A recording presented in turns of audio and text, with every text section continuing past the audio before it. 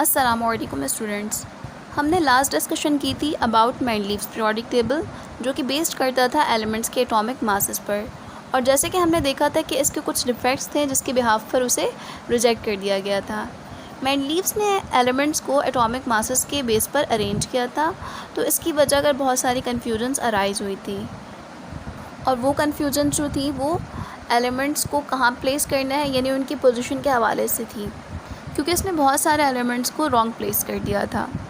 और इसके साथ साथ एलिमेंट्स के आइसोटोप्स भी डिस्कवर होने लगे थे, जिसकी वजह कर ये बात जो है वो सामने आई कि एलिमेंट्स की जो फंडामेंटल प्रॉपर्टी होती है वो बेसिकली एटॉमिक मासेस नहीं होते बल्कि कुछ और होते हैं। तो यहाँ से क्वेश्चन मार्क अराइज हुआ कि बेसिकली वो फंडामेंटल प्रॉपर्टी है क्या।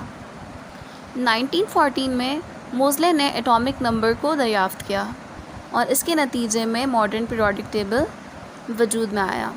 3 scientist Bohr, Werner and Bury, इन्होंने एटॉमिक नंबर के कॉन्सेप्ट पर बेस करते हुए मॉडर्न पीरियोडिक लॉ दिया, जिसमें कहा the physical and chemical properties of elements are the periodic function of their atomic numbers. यानी मेंडलीव ने जो स्टेटमेंट दी थी बिल्कुल एग्जैक्टली वही है, लेकिन इन्होंने कहा कि एटॉमिक नंबर पर डिपेंड नहीं करता केमिकल प्रॉपर्टी या फिज़िकल प्रॉपर्टी किसी भी एलिमेंट का, बल्कि एटॉमिक नंबर पर करता है, एटॉमिक मास की जगह पर। तो इस स्टेटमेंट को मज़ीद समझते हैं। इसमें ये कहा जा रहा है कि एलिमेंट्स को अगर हम इंक्रीजिंग एटॉमिक नंबर की बुनियाद पर अरेंज कर दें तो एक मखसूस वक्त के बाद एलिमेंट्स की प्रॉपर्टीज़ जो होती हैं वो रिपीट होती हैं। यानी अगर हम ग्रुप को ही देख लें तो फर्स्ट ग्रुप मेंबर की प्रॉपर्टी सेकंड ग्रुप मेंबर के साथ रिजेंबल करेगी। जैसे लिथियम, सोडियम, पोटेशियम को हमने एक ग्रुप में प्लेस किया है और उन सब की प्रॉपर्टीज़ आपस में एक जैसी हैं। और ऐसा इसलिए होता है क्योंकि इन तमाम एलिमेंट्स के वैलेंस शेल में सेम नंबर ऑफ़ इलेक्ट्रॉन मौजूद होते हैं। जैसे कि लिथियम, सोडियम या पोटेशियम तीनों की अगर बात करूं तो तीनों के वैलेंस इलेक्ट्रॉन सेम है, या वैलेंस शेल में इलेक्ट्रॉन की तादाद बिल्कुल सेम है, यानी एक इलेक्ट्रॉन है इनमें। तो यही वजह है कि इनकी प्रॉपर्टीज़ जो होती हैं वो सेम होती हैं। अब हम आते हैं मॉडर्न पीरियोडिक टेबल की तरफ, जिसे हम Bohr's long form of periodic table भी कहते हैं। इसमें 2 चीज़ों पर हम ज़्यादा एम्फेसाइज़ करेंगे।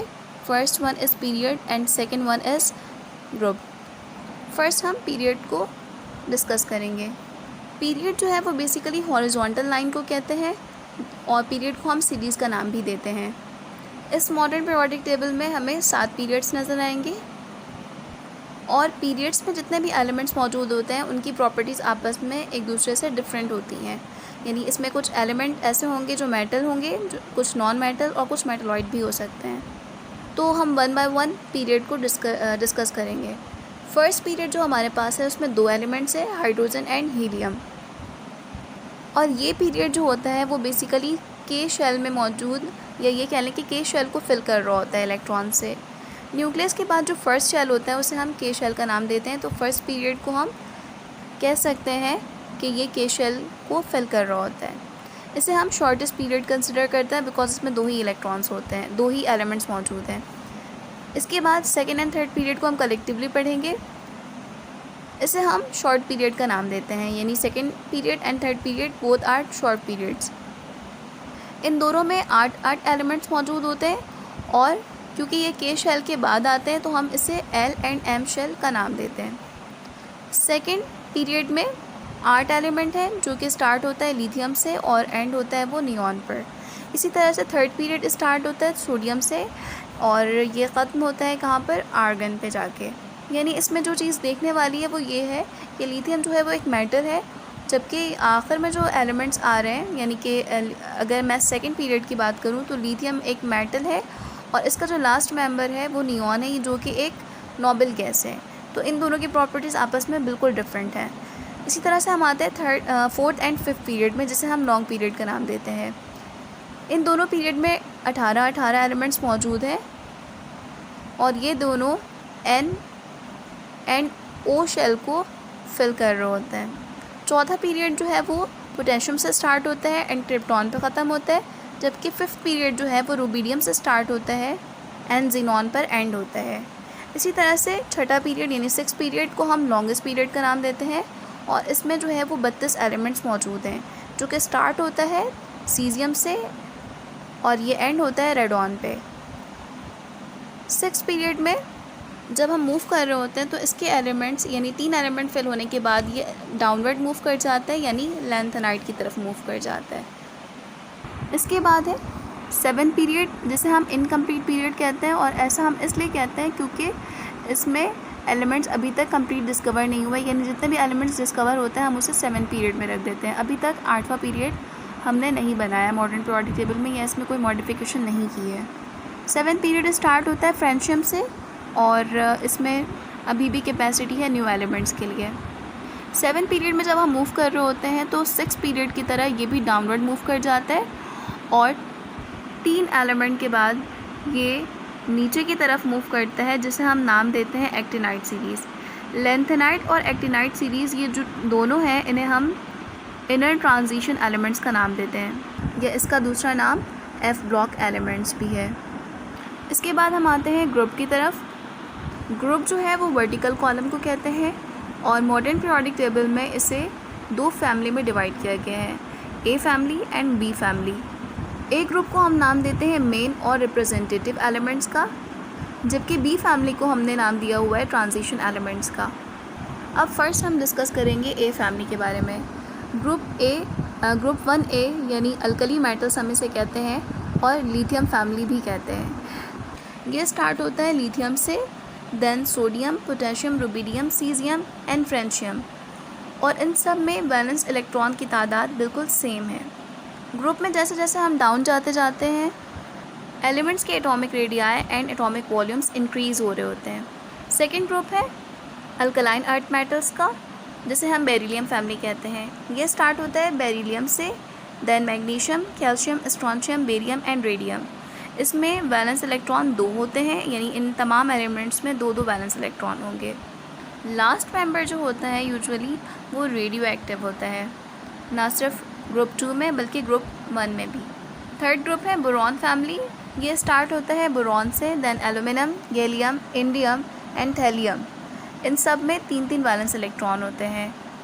बोरॉन जो है वह मेटलॉइड है, यानी इसकी property metals and non metals दोनों की है, और इसके मेंबर्स को भी हम इलेक्ट्रोपॉजिटिव कंसिडर करते हैं। इसके बाद ग्रुप 4A यानी कार्बन फैमिली। ये स्टार्ट होता है कार्बन से, then silicon, germanium, tin and lead. इन सब में 4-4 वैलेंस इलेक्ट्रॉन्स मौजूद होते हैं। इनमें से कार्बन जो है वो नॉन मेटल होता है, सिलिकॉन एंड जर्मेनियम जो है वो मेटलॉइड है, जबकि tin and lead are metals. इनमें डाउन जाते हुए इनका एटॉमिक रेडियाई जो होता है वो इंक्रीज़ हो रहा होता है, क्योंकि इसमें नंबर ऑफ़ शेल्स भी इंक्रीज़ हो रहे होते हैं। Then group 5 nitrogen family. ये स्टार्ट होता है नाइट्रोजन से, then phosphorus, arsenic, antimony and bismuth. इसी तरह से ग्रुप 6 यानी oxygen family. Oxygen family oxygen से स्टार्ट होता है, then sulphur, selenium, tellurium and polonium. इनमें से ऑक्सीजन एंड सल्फ़र जो होते हैं वो नॉन मेटल्स होते हैं, जबकि टेलरियम जो होता है वो मेटलॉइड होता है, और पोलोनियम जो है वो मेटल है। इसके बाद ग्रुप 7A जिसे हम हैलोजेंस का नाम देते हैं। ये स्टार्ट होता है फ्लोरीन से, then chlorine, bromine, iodine and astatine. इसके डिफरेंट एलिमेंट जो हैं उनकी प्रॉपर्टी डिफरेंट होती है। आयोडीन जो होता है वो रूम टेम्परेचर पे हमें सॉलिड नज़र आता है, जबकि फ्लोरीन और क्लोरीन हमें गैशियस फॉर्म में नज़र आते हैं। इसके बाद है लास्ट ग्रुप 8A जिसे हम इनर्ट और नोबल गैसेस कहते हैं, और इसका रीज़न ये है कि ये बहुत कम, या ये कह लें कि बिल्कुल भी रिएक्टिव नहीं होते, और ऐसा इसलिए होता है क्योंकि इनका जो वैलेंस इलेक्ट्रॉन होता है वो कंप्लीट होता है, वैलेंस यानी ऑक्टेट कंप्लीट होता है, और इसमें 8 इलेक्ट्रॉन होते हैं, तो इन्हें ज़रूरत नहीं होती कि वो किसी भी दूसरे एलिमेंट के साथ रिएक्ट करें। इसके मेंबर्स जो हैं वो स्टार्ट होते हैं हीलियम से, then neon, argon, krypton, xenon and radon. इसके बाद हम बी फैमिली की बात कर लेते हैं। बी फैमिली में हमारे पास ट्रांजिशन एलिमेंट्स है, जिसे हम मज़ीद कैटेगरी में डिवाइड कर सकते हैं। First one is outer transition element, यानी ऊपर जो हमें नज़र आ रहा है वो आउटर ट्रांजिशन एलिमेंट है, जबकि नीचे में जिसे हमने एक्टिनाइट और लैंथेनाइट का नाम दिया था इसे हम इनर ट्रांजिशन एलिमेंट्स कहते हैं। इनर ट्रांजिशन एलिमेंट्स जो होते हैं वो ज़्यादा हेवी होते हैं आउटर ट्रांजिशन एलिमेंट्स के मुकाबले में, और ये रेडियो एक्टिव होते हैं। So that's all about modern periodic table.